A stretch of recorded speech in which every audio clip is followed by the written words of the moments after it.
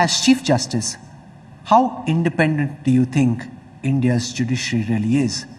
Do you, as Chief Justice, feel you are under pressure when you're giving judgments? I must tell you this.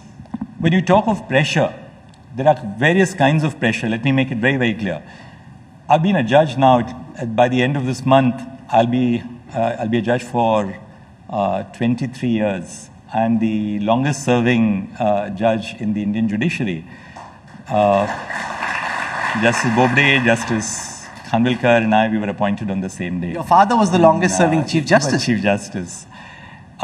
In my 23 years as a judge of the High Court, as the Chief Justice of the High Court, and as a judge of the Supreme Court, no one, and I hope you will trust me when I say this, no one has told me to decide a case in a particular way. No one. We are so clear in the principles which we follow.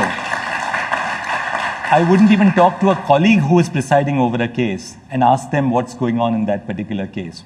We have a cup of coffee every morning, but there are some lines which we draw for ourselves.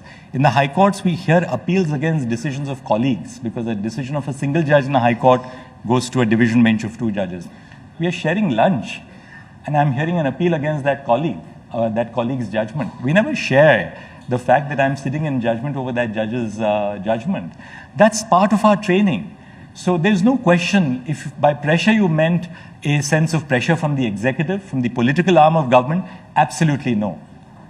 And I hope I'm speaking for the rest of the system as well. But when you talk of pressure in the sense of pressure on the conscience, pressure on your mind, pressure on your intellect, yes, of course, I'll be a hypocrite if I say that, the cases which come up before us don't give rise to a sense of doubt,